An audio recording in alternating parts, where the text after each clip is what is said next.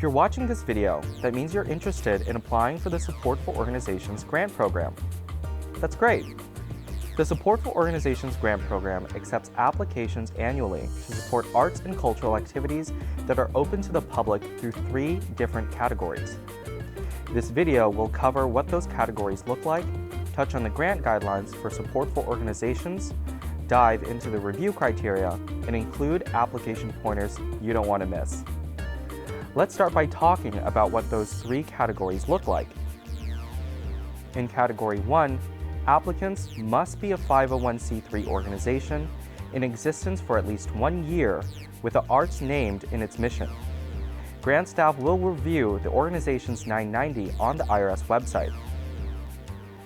Applicants in Category 1 may apply for up to $125,000 or a maximum of 20% of the organization's operating expenses, excluding the value of in-kind contributions. In Category 2, applicants must be fiscally sponsored or a non-art specific 501c3 organization with art-specific programming. Applicants in Category 2 may apply for up to $62,500 or a maximum of 10% of the arts program budget, excluding the value of in-kind contributions. Lastly, support for organizations in Category 3 is available for 501c3 organizations with operating expense over $10 million, less in-kind contributions. We won't cover this category in this video. So now that we know what each category looks like, let's go take a look at what goes into your application. There are several components that total up to 100 points. You can read more about support for organizations on page 21 of the guidelines. All right, let's jump in. Artistic programming is 45 points of your application.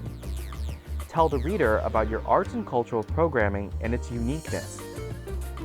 What does your programming provide to Houstonians and its visitors? You'll want to be as clear as possible. Public benefit is 15 points. Here, you'll talk about the outreach and marketing strategies around your public arts and cultural programming. Who is your target audience? What is your promotional marketing plan for your season of activities? How will you attract and engage an audience? How will they benefit? Program's variety is 5 points. Does your mission specifically reference service to historically underserved communities? This is verified by staff when we review your mission statement. Program's location is 10 points. Here, you will provide the top 5 zip codes where your organization conducts its season of arts and cultural activities. The zip codes you've reported are then evaluated with a total location data reporting from the entire applicant pool. You can find more information on how the section is scored on page 20 of the Common Guidelines. Stewardship of public resources is 20 points. You'll need to complete a cultural data profile first on SMU Data Arts before you can complete the SMU Data Arts Funders Report. A Funders Report is required if you have at least 1 year of financial history or for sponsors to complete on behalf of fiscally sponsored projects. SMU Data Arts is a national service that collects financial and program activity data for the arts and cultural sector. This is described in more detail on page 6 of the guidelines on how to set your cultural data profile and generate your funders report. Payment to artists is 5 points. In this section, we just want to see that you're paying artists in your SMU Data Arts funders report. This may be the easiest thing you do on your application, and you get 5 points for it. Okay, now that we've covered the review criteria, it'll be helpful for you to know what documents to upload. Work samples. It's so important to have good work samples. They give panelists a visual or audio representation of your program of activities without having ever seen or experiencing it.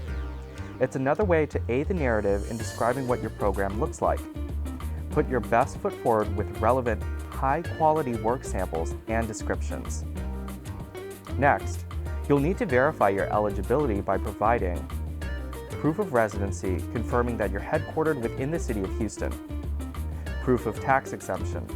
That's the EIN of your organization, or you can upload a fiscal sponsorship agreement. Next, you'll need to submit a Data Arts Funders Report. The specific requirements and details are on page 6 of the guidelines for how you can do that. For more details on eligibility, check page 3 of the guidelines. That's all for the Support for Organizations grant. If you need help applying or have questions, the common guidelines are your single source of information for the application process and content. You can always refer to the guidelines while you apply to ensure you're on target. And if you have any questions not covered in the guidelines, reach out to the grants staff at grants@haatx.com or give us a call at 713-527-9330. Lastly, good luck on your applications.